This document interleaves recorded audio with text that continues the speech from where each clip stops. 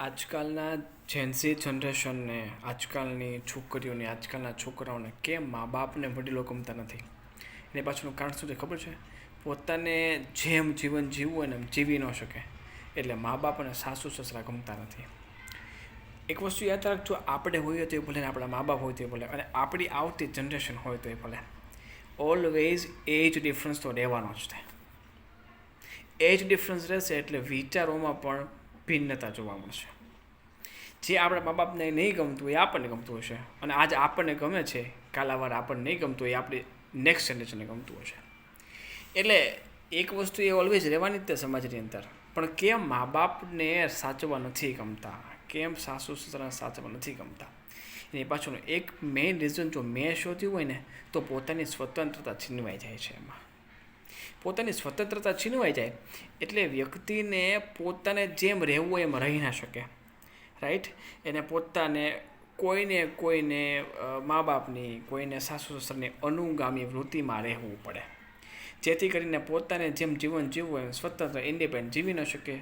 ઠીક પડે ખાવું હોય ખાઈ ન શકે, ઠીક પડે એમ રહેવું હોય રહી ન શકે, ઠીક પડે જોવું હોય જોઈ ન શકે, બહાર ફરવું કરવું હોય રહી ન શકે. કારણ કે વડીલો હોય તો વડીલોનું ધ્યાન રાખવું પડે. બહાર ગયા હોય તો પછી પોતે તો જે હોય એ બધું બહાર જમી લે, આ તે વડીલોને બરાબર હદે ન હદે એનું કરવું કારવું, આ ઘણી બધી વસ્તુ એવી હોય છે. સો એક મેં રીઝન એ ગોત્યું કે કેમ આવું થતું હશે, મા બાપને સાચવવા નહીં ગમતા હોય, સંતાનોને અને આવેલી પરણેલી નારીને એના સાસુ સસરાને સાચવવા નહીં ગમતા હોય. એની પાછળનું મેઇન રીઝન હોય ને તો ઇન્ડિપેન્ડન્ટ જીવન, સ્વતંત્ર જીવન છે. સ્વતંત્ર જીવન છે ને એ વ્યક્તિને કોઈ દિવસ કોઈના હૃદયની અંદર સ્થાન પ્રાપ્ત ન કરવા દે. તમે જેટલા સ્વતંત્ર બનશો ને એટલા જ તમે તમારા મનના ગુલામ બનશો. તમે જેટલા સ્વતંત્ર બનશો એટલા તમે મનના ગુલામ બનશો. અને તમે મનના ગુલામ બન્યા એટલે તમારું ધાર્યું જ તમે કરવાના. તમે કોઈનું ધાર્યું નહીં કરી શકો. અને ચોખ્ખી વાત, કોઈનું ધાર્યું નહીં કરી શકો એટલે કોઈના હૃદયની અંદર સ્થાન પ્રાપ્ત નહીં કરી શકો. બહુ બધા લોકો સમાજમાં એવા હોય છે જે મનના ગુલામ હોય છે, પોતાનું ધાર્યું જ કરતા હોય છે. તમે એને ગમે તેટલા વ્યક્તિઓને સમજાવો, તમે એને ગમે એટલી વસ્તુમાં ઇન્વોલ્વ કરો, પણ એ ઓલવેઝ પોતાનું મનનું ધાર્યું જ કરતા હોય છે. મનના ધાર્યા કરનારા વ્યક્તિને પછી મા બાપ ન ગમે, સાસુ સસરા ન ગમે. ડઝન્ટ મેટર અબાઉટ એજ. હું કોઈ પર્ટિક્યુલર એવી વાત નથી કરતો કે દીકરી પરણેલી આવ્યો એની જ વાત કરું છું. ઘણા દીકરાઓને મા બાપ પણ નથી ગમતા હોતા.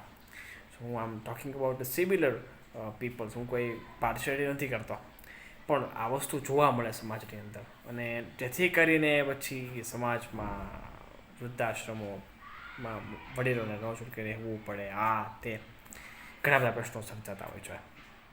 સો હા, ક્યારેય પણ જીવનની અંદર સમજવું, જ્યારે આપણે ગઢા થશું અને આપણે પણ આપણા મા બાપને જો નહીં રાખ્યા હોય ને, તો એ ફરીથી આપણને પાછું મળનાર જ છે.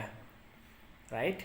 અને જો તમે તમારા મા બાપને, તમે તમારા સાસુ સસરાને સાચવા હશે ને, તો ભગવાન ક્યારેય પણ તમને વૃદ્ધાશ્રમના દરવાજે નહીં જવા દે. એટલું પણ યાદ રાખો. એટલે હંમેશને માટે વડીલો, મા બાપ, દાદા દાદીઓ, વૃદ્ધો, હું તો કહું બધા તમને તમારા એના સ્વભાવ ન ભાવતા હોય એને બાંધીને પણ એને રાખજો. સમજાય? એને રાખજો. હું પણ જાણું છું ઘણી વખત એવા સ્વભાવો હોય વડીલોના, અને ઘણી વખત છોકરાઓના, દીકરી અને વહુના પણ એવા સ્વભાવ હોય જે ન પોસાતો હોય. પણ હું તો કહું બધા થોડો ઝઘડો થાય ને તો મીઠો ઝઘડો કરીને પણ એને સાચવજો બાપા. એની સેવા કરજો. એનું ફળ તમને ક્યારેય દુઃખી નહીં થવા દે. ઓલવેઝ આ વસ્તુને ધ્યાનમાં રાખજો. બરાબર? એટલે ક્યારેય પણ વડીલો એને તડછોડશો નહીં. મા બાપ, સાસુ સસરા, એને જીવનનો આધાર જો કોઈ હોય ને તો એ તમે હોતા હો છો. સંતાનો હોતા હોય છે. રાઈટ? દીકરાની વહુ હોતા હોય છે, દીકરો હોતો હોય છે. ક્યારેય પણ વડીલો વૃદ્ધાશ્રમોમાં જાય એવા પ્રયત્નો કરીને ક્યારેય પણ એને દુઃખી નહીં કરશો, જેથી કરીને એને બિચારાને તકલીફ પડે અને સમય પ્રમાણે એને પણ એવી કષ્ટ કે એવી વેદના ભોગવવી પડે. ખાસ જેનું અનુસંધાન રાખજો.